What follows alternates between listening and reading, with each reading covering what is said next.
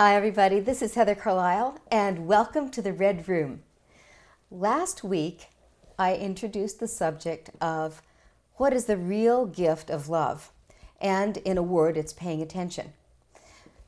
If we think about paying attention, it costs seriously the most valuable thing that we have. And what's the most valuable thing? It's time. All of us get just 24 hours a day time. It's very fair.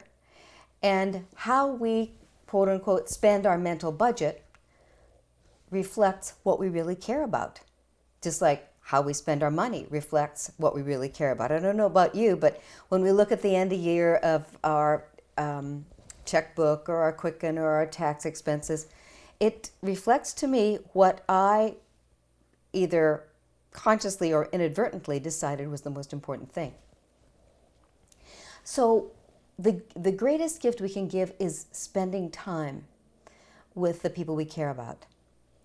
And the highest level of paying attention and spending time is stopping everything in life and focusing all that we have, our attention, our thoughts, our body, on the person or that which we're caring most about.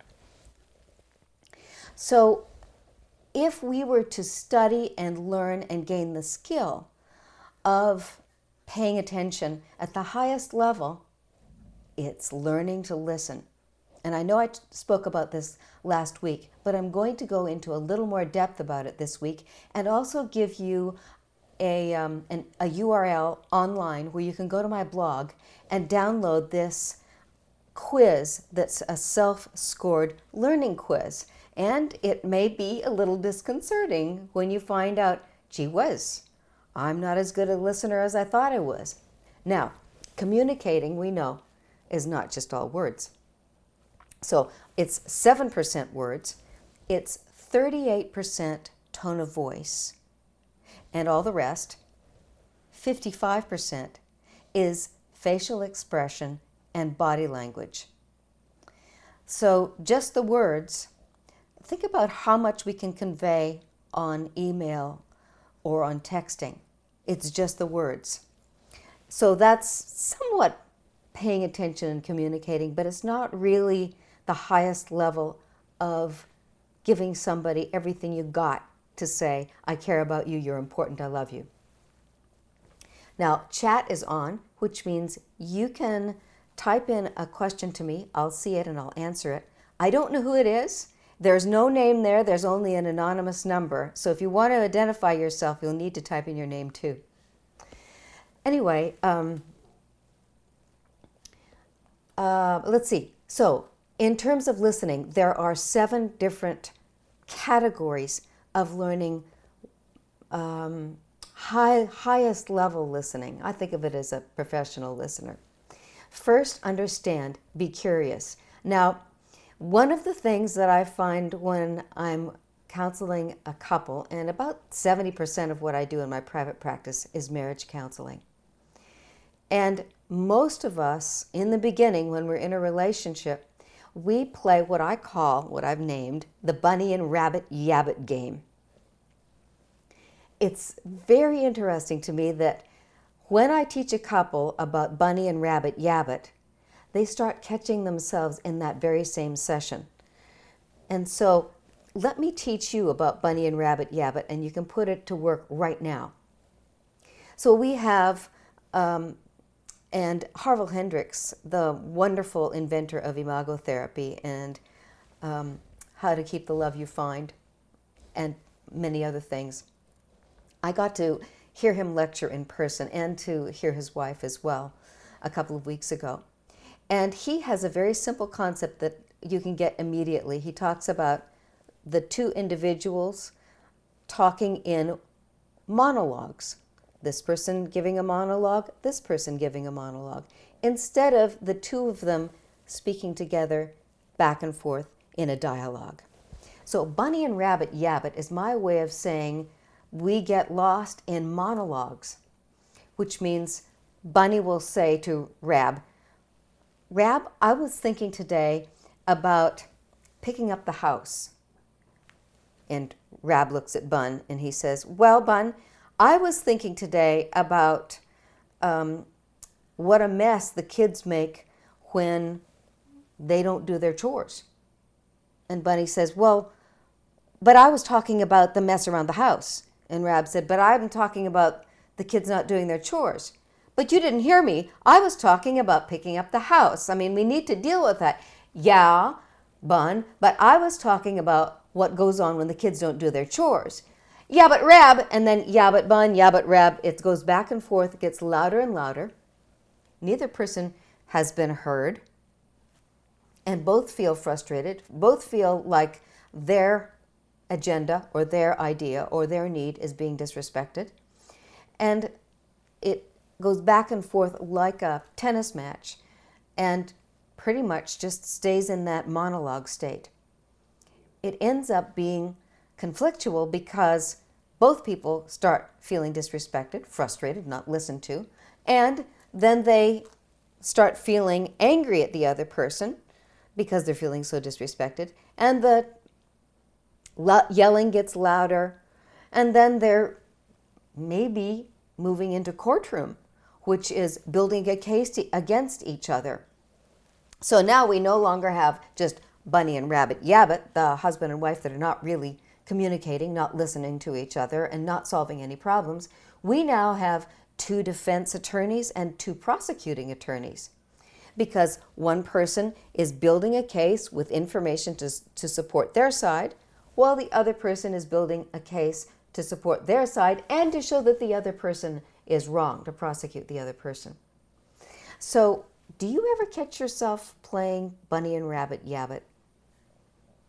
And does it go anywhere? Sooner or later, one person needs to stop the monologue and move over and join the other person so that it can be a dialogue between these 2 people about one topic, because one topic can be solved. 2 topics, and usually they're not even related to each other, it goes nowhere. So the first theorem, rule, concept, view of excellent communication, that is listening, is understand. First understand. And if you can understand about being curious, with being curious, you get to put your ideas on hold. And guess what? That makes the other person feel as if they're important, they're special, and probably cared about, and if it's a personal interaction, respected and loved. So what we want is one person, is the 2 of them to decide who is going to be heard first, which problem is going to be solved first, which topic is going to be thought about and discussed. And when that happens, the person who did not bring it up goes over and says, tell me about it. I want to learn about it. I want to know about it.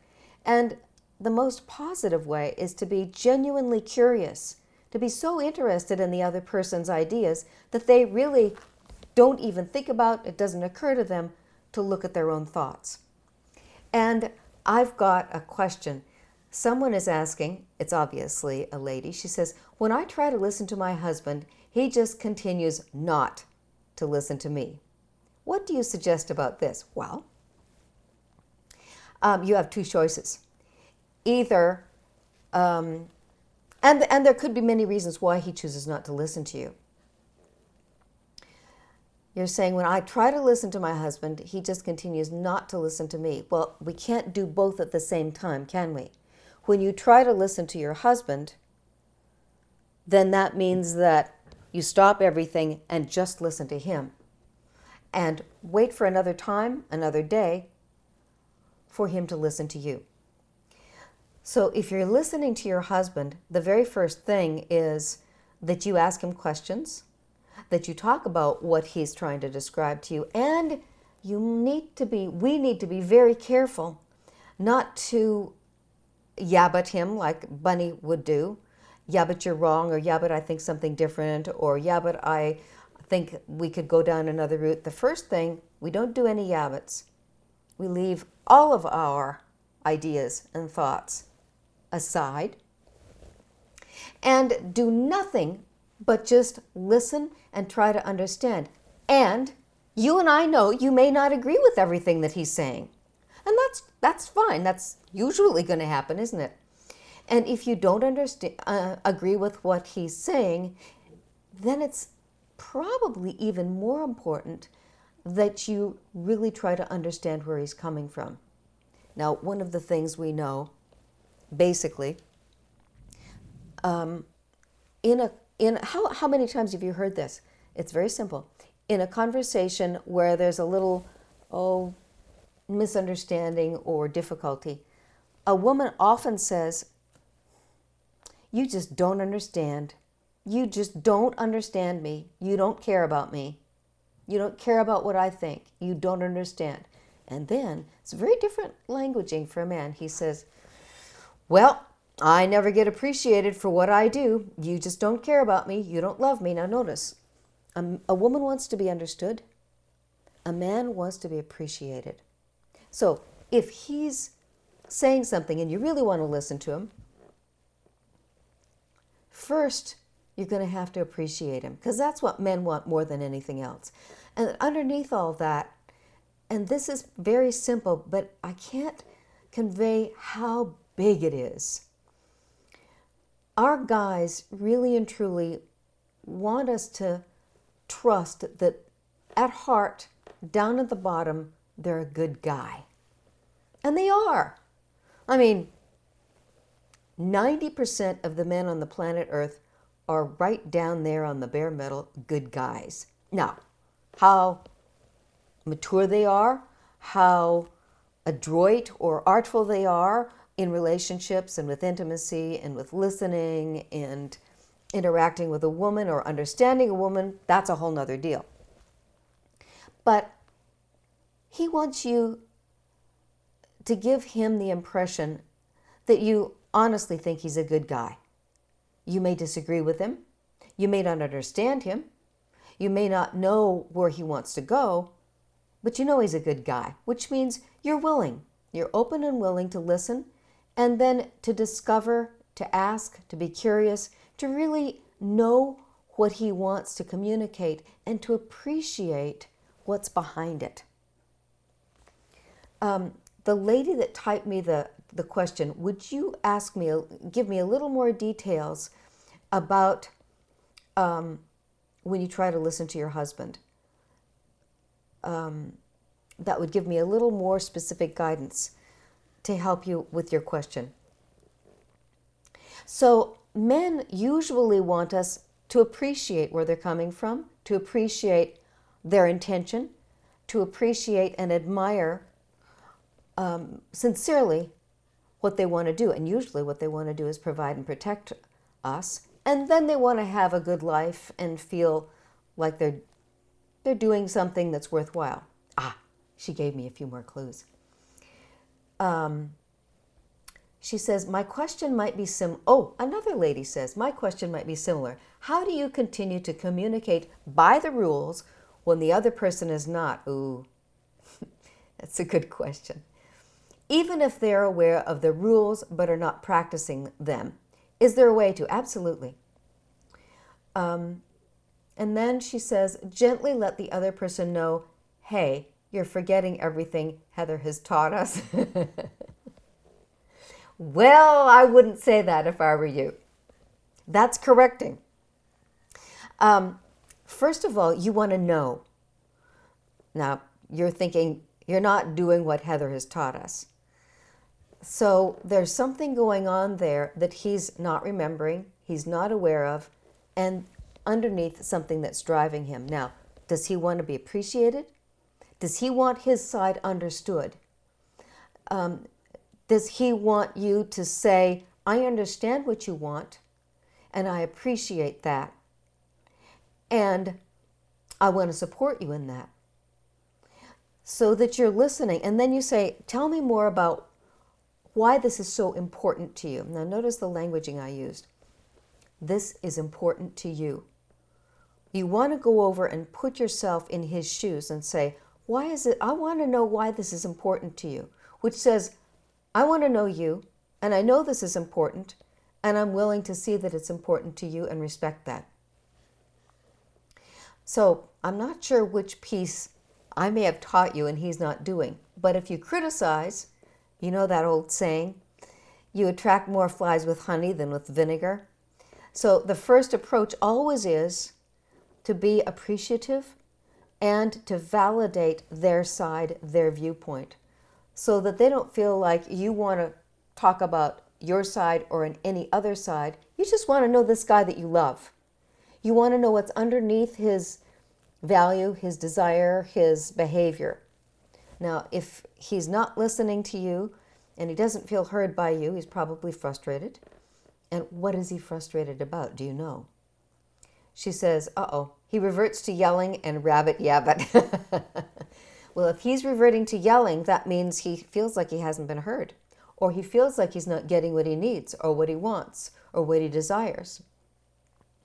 Now, it's a hard one when somebody that you're talking to, and it's your beloved, is doing something that's not good for your relationship, like spending too much time out with guys that are single and they talk against women.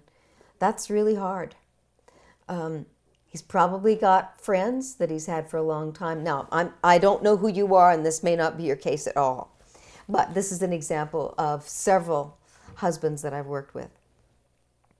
And of course, it's also applicable to wives, where you have a group of friends that you love to hang out with and do things with, and you have a great time, and it takes you away from your home and your marriage. And that says to me that that group of friends probably is not benefiting you other than just getting away. I've got another, I've got a smile there. Oh, and another question. My family is not okay with my fiance. Oh, that's hard. They are all against me. Should I trust my heart or try to keep the peace? Is there a trustworthy test of what I should do? Well, my family can't determine who I fall in love with. And sometimes they never do.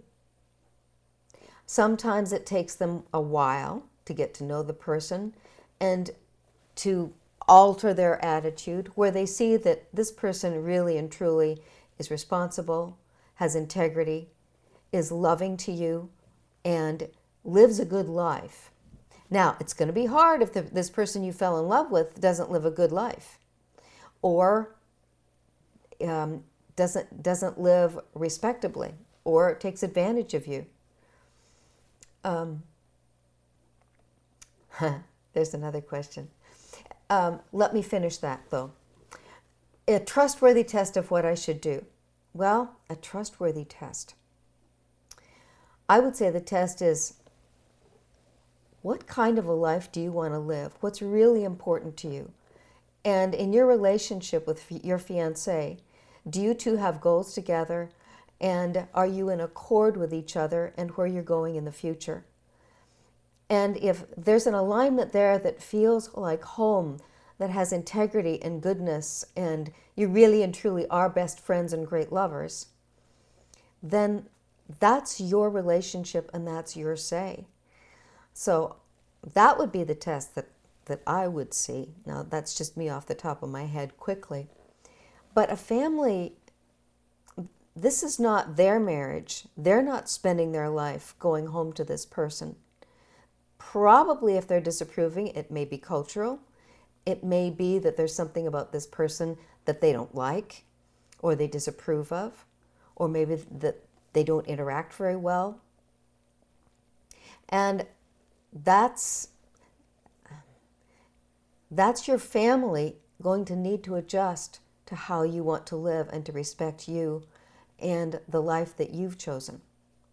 So if this is a good relationship and somebody that really loves and respects you and can create a good life with you, and your family objects, then at some point your family needs to be respectful of you.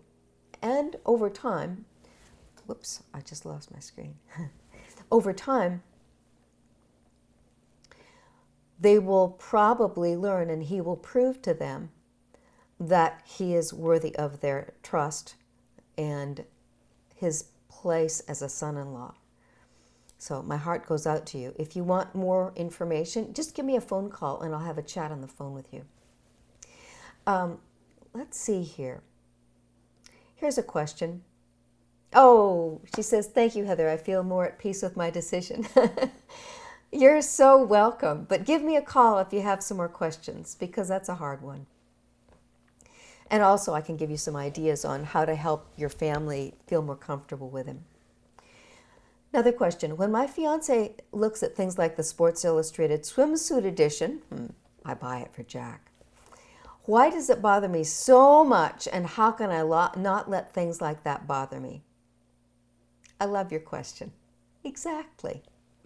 So I buy it for Jack because I think it's gorgeous. I think the women in there, of course, they're fantasy beautiful. And the bathing suits are always cool, especially that one where they were painted on their bodies. It's just gorgeous. Part of this is I know absolutely, because of how mature Jack is and how he's learned how to make me know that he really loves me and I can trust him, that no matter what Jack does or says, underneath it is, I'm first, I'm number one, and I know that. And so there's beauty everywhere in the world, including other women. Now, it would be very unacceptable if it were inappropriate behavior. But, just appreciating beauty is fine. Now, you might feel bad if you haven't yet accepted how you look. Accepted that you're just a human being, you're just a human woman, and your body is just as it is. And so what we want is to understand that for me, for Heather, at age 60, my body isn't perfect, but for me right now, in terms of what I can do and how healthy I am, I'm a 10. Now, I know I'd like to improve some things, and since I haven't been able to do that all the way out to the end of what my goal is, it just says that I'm not willing to compromise certain things or change certain things yet. When I'm ready, I know I can do it. So that means accepting ourselves as we are right now. Now, if you're overweight and if you're out of shape, that means that you're probably not going to be very comfortable with it until you take care of yourself and, get exercise, get fit, eat like a grown-up. But if you're, most of the women that say this to me, I think they're absolutely gorgeous. And sometimes their husband is really, really great at saying, but honey, you're the most beautiful woman. I think you're just gorgeous. And what's her response? Well, I need to lose 10 pounds, or, I wish I was the way I was when I was 20, or no, I'm not. I'll never be as pretty as so-and-so. Then that's your responsibility for you to say, thank you. I know you think I'm the most beautiful woman on earth. And you know what? They really do. When they find their woman, and this is so lovely about men, when he finds his woman, whatever she looks like, it's his woman, and he loves her. He adores her. He loves the way she looks. He likes that she's herself. And when he gives you a compliment, he really means it. And so sometimes it's our immature self-esteem, where we haven't gotten to the place where we just accept ourselves as being a woman. And then we feel uncomfortable when there are other women who are more what we think of more perfect. Well, there are all different kinds of people, and men and women. Let's see what she says. Give me some feedback, dear, about the Sports Illustrated swimsuit edition. Am I getting on target with you? Because I've covered about 3 or 4 things there. Maybe I hit one of them. I feel like I didn't quite finish the thing about the lady says, he reverts to yelling and being rabbit yabbit. So when we revert to yelling, we're feeling frustrated and not understood, not heard.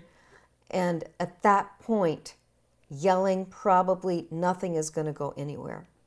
So you need to, the two of you, talk about when either one of you gets frustrated, that you need to have some kind of a timeout sign. And you know the old classic timeout sign. Some kind of a timeout. I know some people love, the only way they calm themselves down fast is they go for a drive. However, if their beloved is somebody that feels abandoned when he or she goes out the door and goes for a drive, that's not going to work. Unless you set it up in advance and say, you know, when I need to cool down, I love to go for a drive. And would it be okay if we get out of control next time I go for a drive? And the other person says, yeah, I think it would be okay if you just tell me that you're going to come back. Say, oh, okay, I can do that. That would work. So I'm gonna just say, I'm going for a drive, I need to calm down, and I'll be back. Would that work? Cool. So when you have an agreement like that, when the yelling starts, you know how to take your time out because you've agreed on it. And then it becomes an agreement that's between the two of you. Oh my gosh. Thank you, dear. She says, oh my goodness, everything you described was exactly how I'm feeling right now. Yay! You're just like any one of us women. So do what you can to start thinking in a new way about yourself and your body. It's really important that as women, we know we're just women and what it is to be a woman. Now, there's a whole lot out there that says we have to be pretty damsels in distress, kind of sweet and innocent and gorgeous. Well, we're women. Adult women have lovers and best friends who are their mates, their husbands, their fiancés. And I'm not a Barbie doll. I'm not a model. I'm just Heather, and I love my man, and my body isn't perfect, but dagnabbit, he loves it. And I bet your guy loves yours too. So when that swimsuit edition comes along, say, I'm glad there are gorgeous women in the world, and I'm so glad I'm me. I wouldn't want to be them. Well, maybe for, a half hour. I'd love to be Diana Krall for a day, But really and truly, I wouldn't want to be anybody else, and I do love my life, even the hard parts. We got another thing here. He says nothing but sweet things to me, and I'm the one with the problem. Oh my gosh. So you got a good guy. Now, one of the things that motivates us to accept that is to remind yourself that when he says the sweetest things, do you love this guy? Which means you want a mirror for him in your eyes and in your tone of voice and in your body. Oh, sweetie, you say the loveliest things to me. You're the greatest husband a woman could have. Thank you, thank you. Now, notice when you do that, you're in a happy place, you're in a loving place, you're in a grateful place. That means that you're experiencing yourself as a loving woman, a loved woman, a grateful woman. And think about it like that. Boom. You're no longer worrying about how you look or your own inadequacy, which is pretty selfish, pretty immature, self-involved. The minute you start honestly trying to show him how wonderful he is, all of that self-doubt vanishes right out the window and you become a loving woman, a real woman. She says, thank you so much. You're welcome. She says, I need to love myself, and I've been struggling with that for a while. Now, I want to remind you, dear, when you think about that, you're kind of just telling yourself that same story over and over again. Move into telling the story about what a fabulous husband you have and how much you adore him. Instantly, you're in the strong self. You're in the self that's a loving woman. And guess what? When you're in the place of being a loving woman, boom, your low self-esteem or your inadequacy is gone. It doesn't exist because the truth of who you are fills you up because you found a man that you love and admire. That is the loving thing. And then you become a loving woman. And guess what? You love yourself because you're a loving woman. Isn't that a fast forward?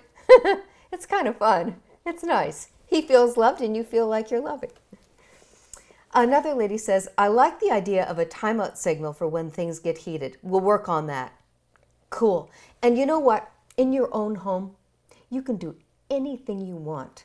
And the most fun is to figure it out with playfulness, where your timeout isn't like, I need a timeout buster.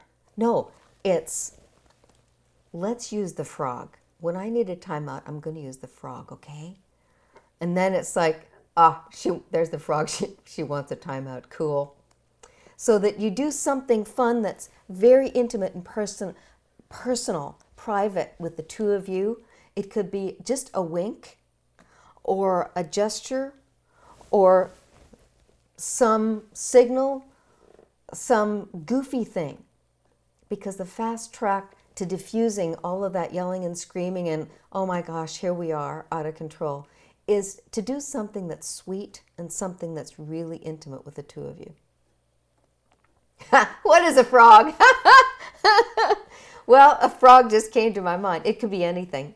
If I was giving you a silly suggestion, you know, if you happen to have a stuffed frog, like Jack and I have a stuffed bee.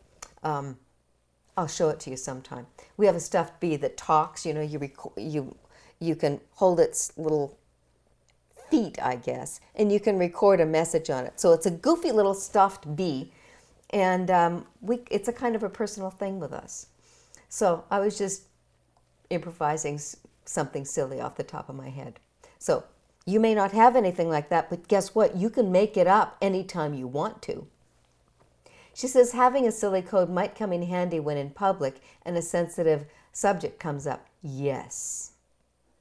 I like it. Then what happens, you know, when you have something funny and you have a code between the two of you, boom, like that, you're connected with, you are the only one for me.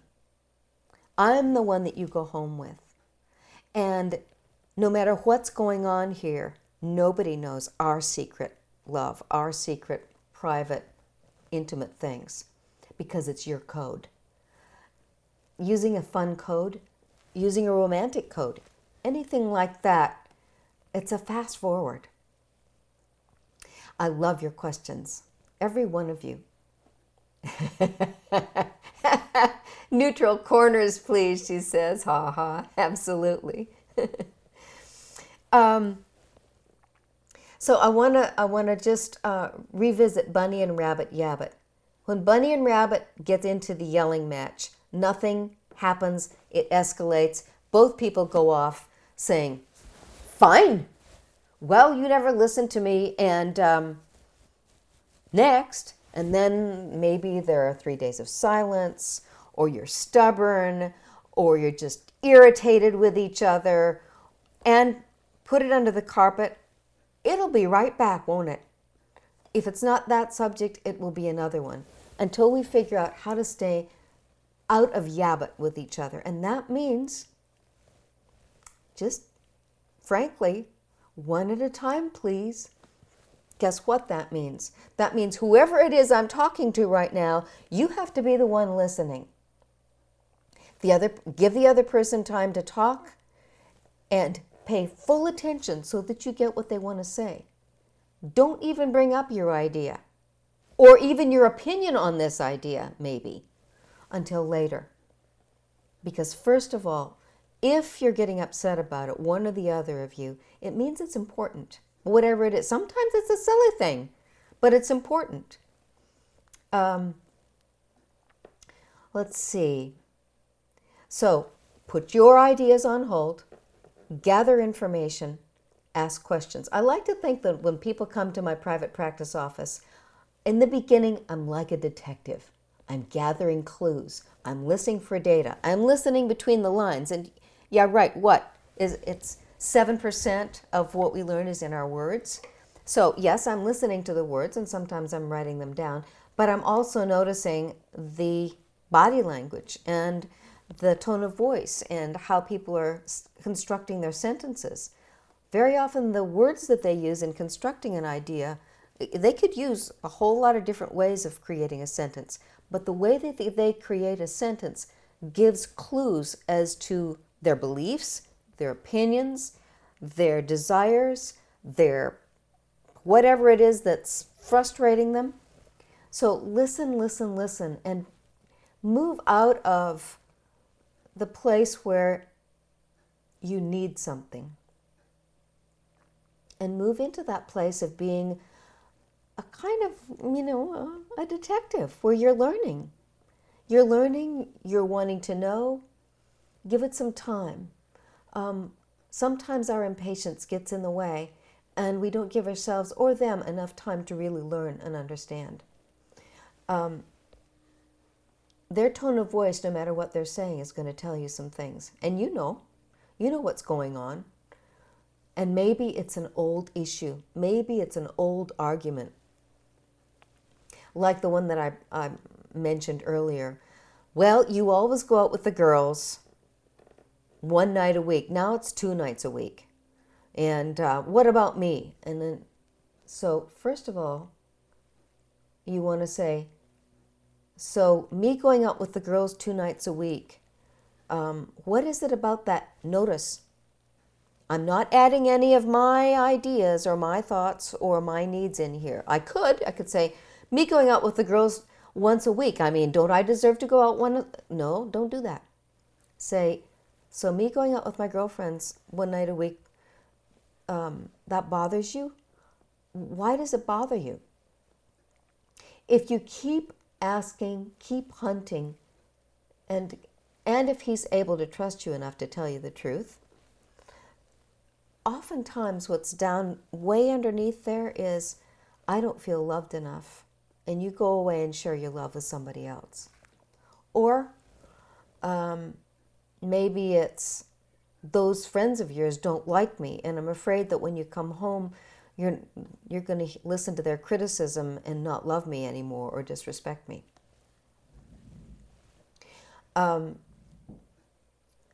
Find out what is hurting their feelings, what is making them frustrated and angry. Sometimes it's because the two of you don't spend time together, and sometimes that's because you're irritated with each other, or you're stubborn, or somebody works too long, or you just don't have the habit of going out on dates together. Find out what's going on, and only when you know, and he says, yeah, you're right, that's why it makes me really uncomfortable when you go out with your girlfriends.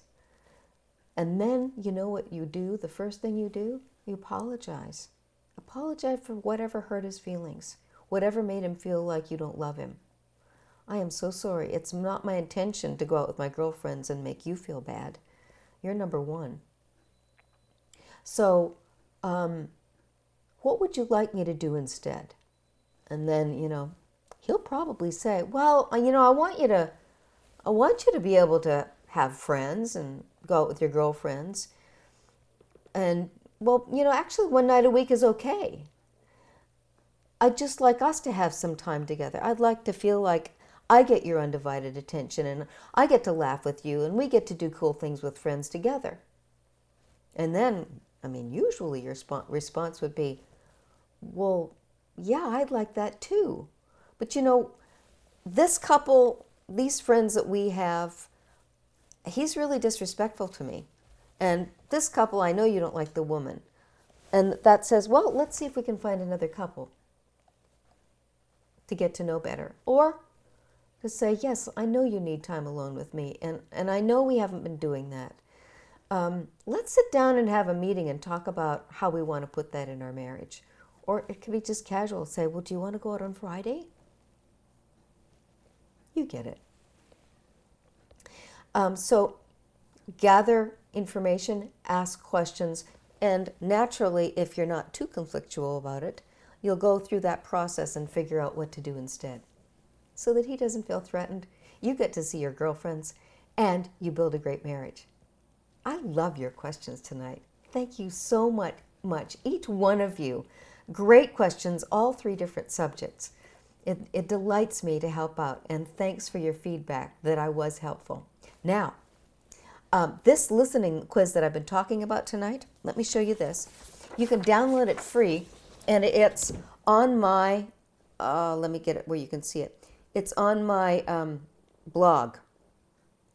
So I'm going to get it centered here. There you go. This is marriagecounseling.wordpress.com. That's my marriage counseling blog. And if you see the words on there, free download, Communication 1, Common Sense Communication Components.